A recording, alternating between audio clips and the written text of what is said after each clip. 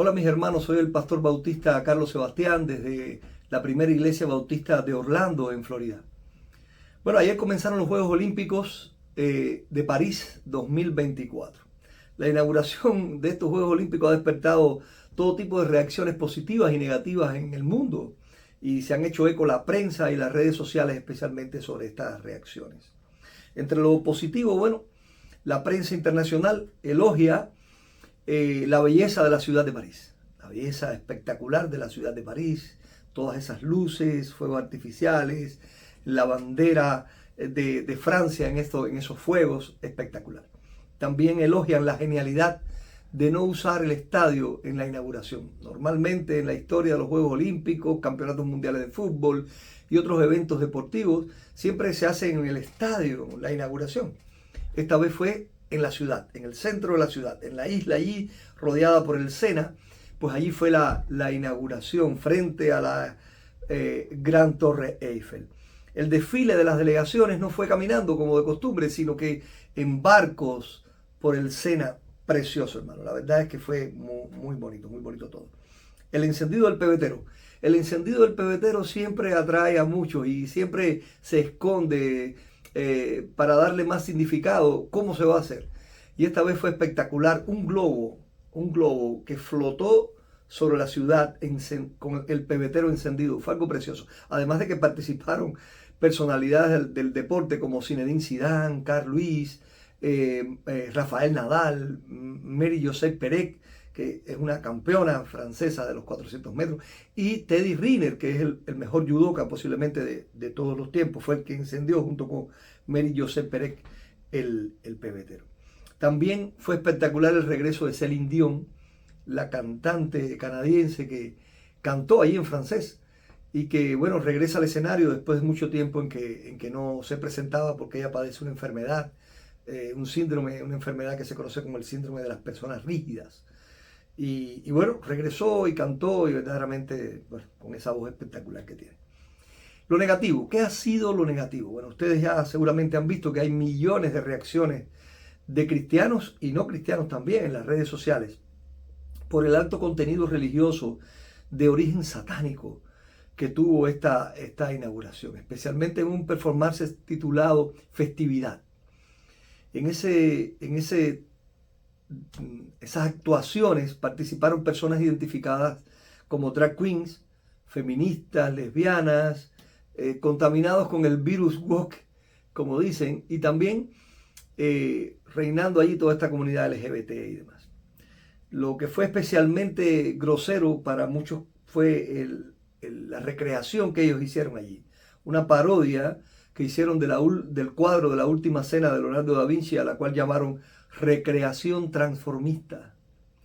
Allí se vieron actores de esta llamada comunidad LGBT que hicieron como una coreografía llena de sensualismo de la última cena.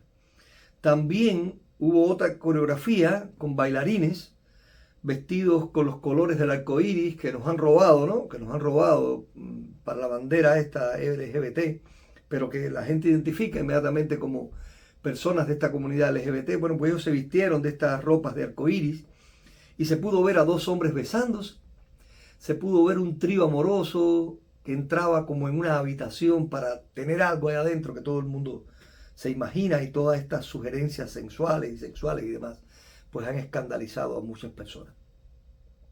Hay reacciones de todo tipo en las redes, reacciones que llaman a esta inauguración como decadente, satánica, profana, irreverente, libertina, despreciable, burlona, lamentable, deleznable, llena de pedofilia, llena de transgenerismo, abortismo, hedonismo y de todo tipo.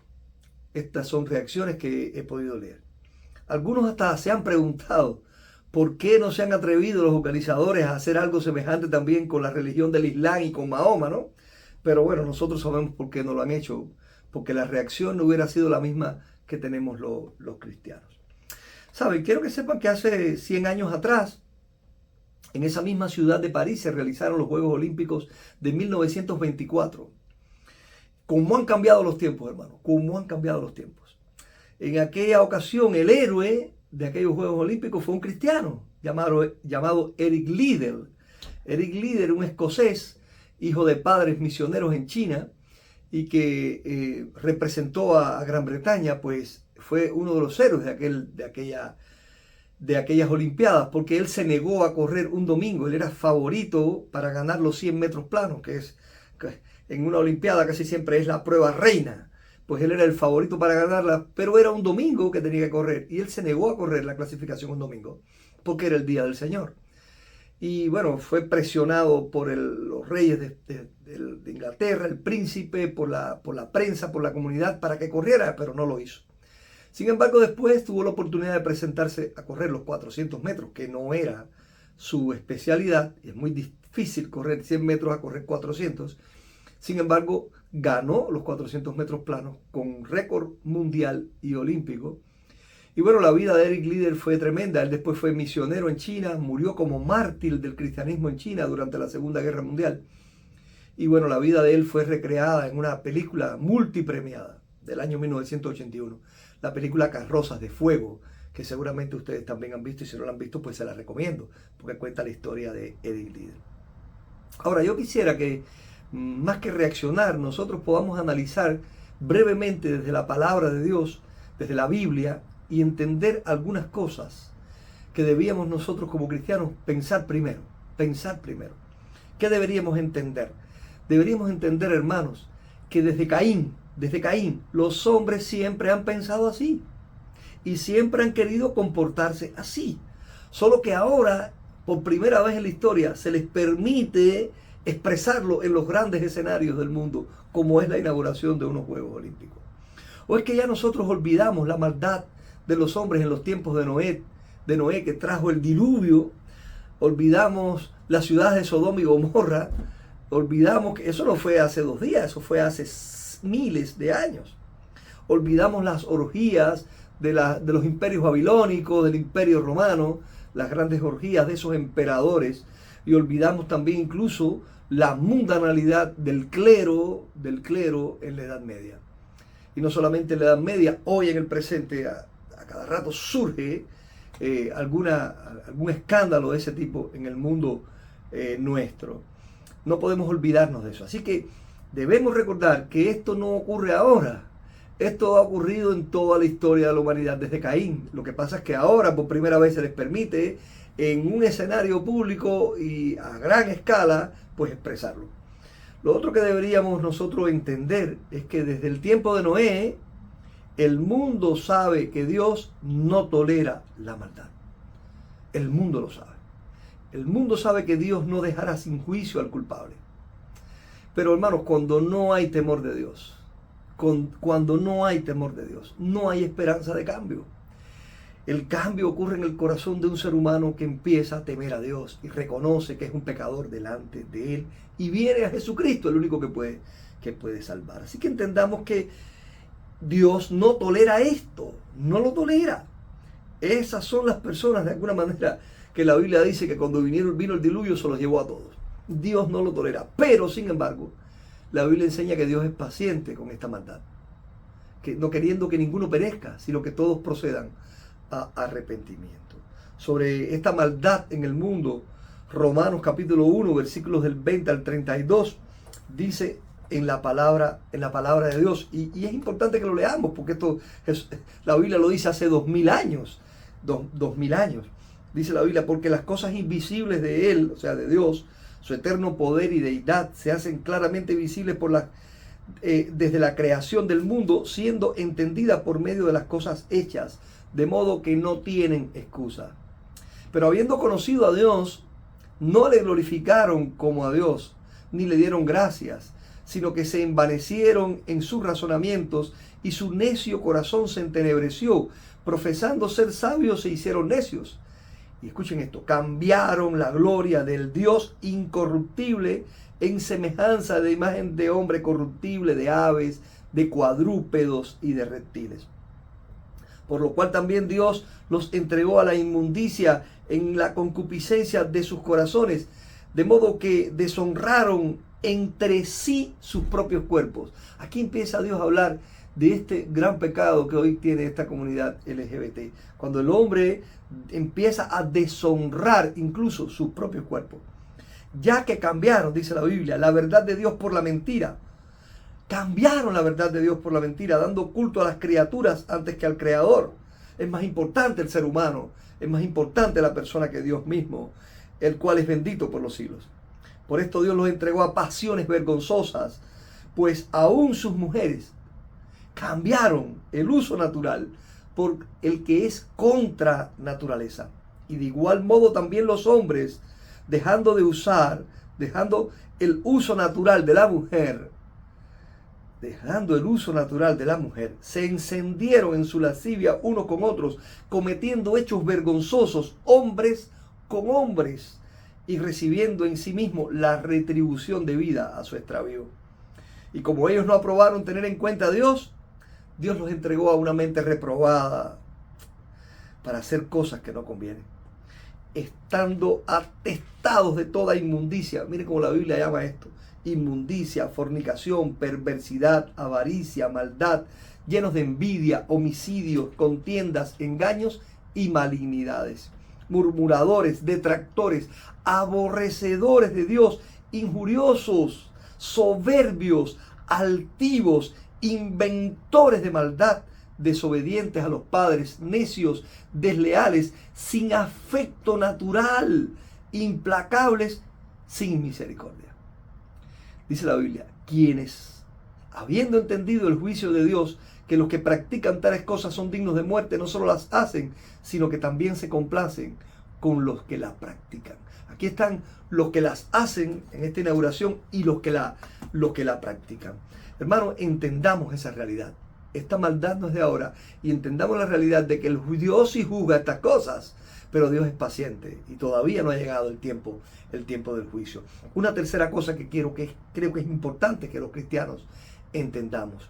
Desde Jesús, la iglesia fue advertida de un mundo así, hermano. Que no nos asombre la multiplicación de la maldad, porque la Biblia enseña eso y Jesús lo dijo, que se multiplicaría la maldad. Ahora, también dijo que a causa de la multiplicación de la maldad, el corazón de muchos se enfriará. Y lo que nosotros tenemos que aprender y saber es que estas cosas, hermanos, no nos enfríen el amor por los que así se comportan. Vuelvo otra vez. El amor por los que así se comportan, o sea, por esas mismas personas que recrearon allí el cuadro de Da Vinci burlándose del Señor.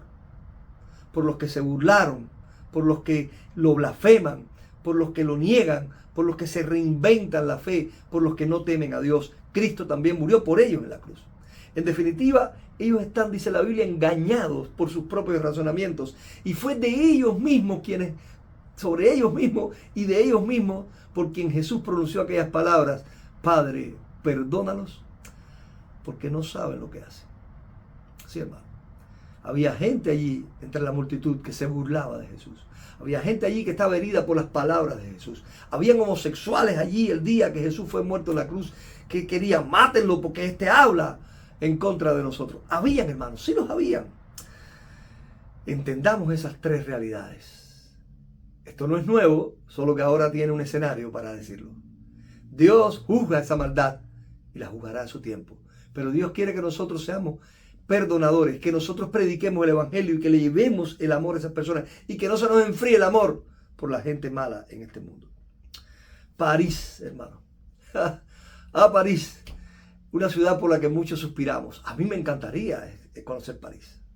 He sido un lector de los libros de Víctor Hugo, y Víctor Hugo es el gran maestro de la literatura mundial. Nadie sabe describir como Víctor Hugo, y él describe la ciudad de París en sus obras de una manera espectacular. Y siendo yo desde mis 13, 14 años un lector de casi todos los libros que escribió Víctor Hugo, que los he leído, pues amo París y me gustaría un día visitar París.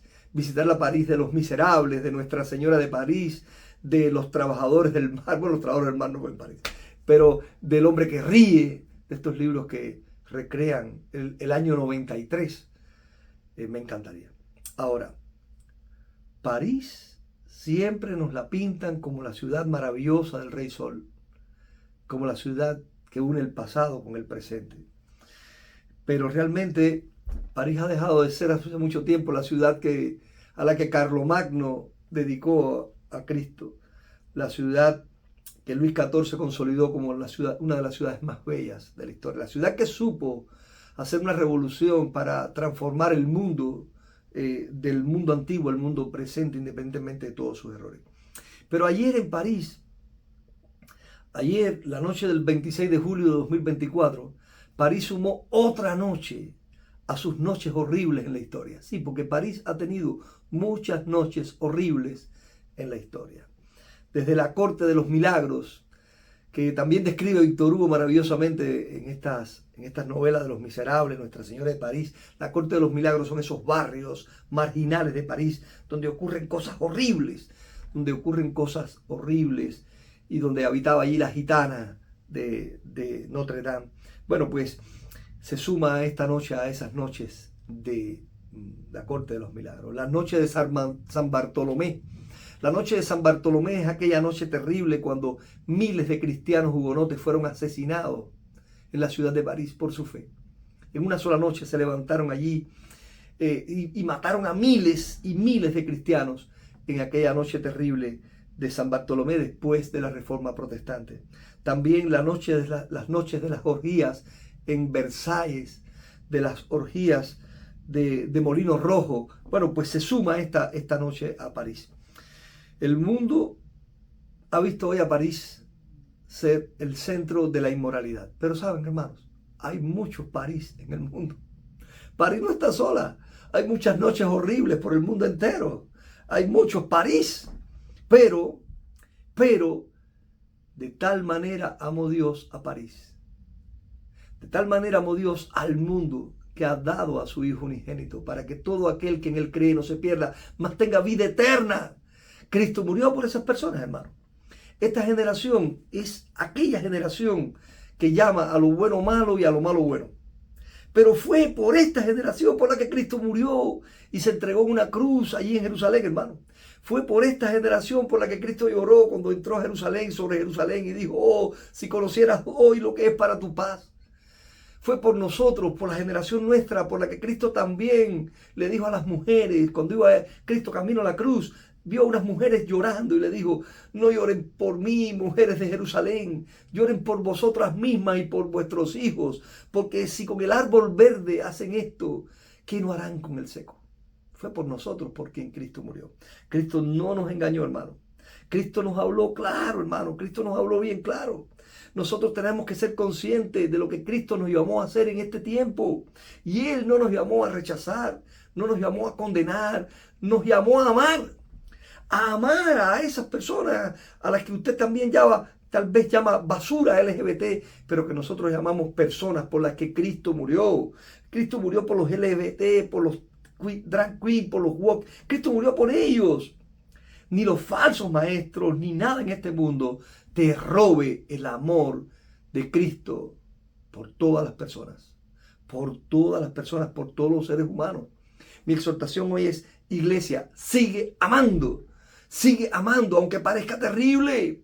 Les quiero recordar a Ananías, aquel cristiano fiel de Damasco, que cuando el Señor se le presentó le dijo: ahí viene Pablo, Saulo de Tarso, y yo quiero que tú lo bautices y le enseñes la fe.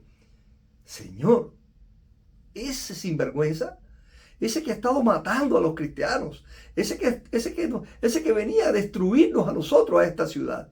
Sí, a ese he escogido Dios. A ese he escogido Dios. ¿Cuántas personas, hermano, en el mundo? Yo conozco homosexuales que se han convertido a Cristo. Ellos son obreros para el Señor.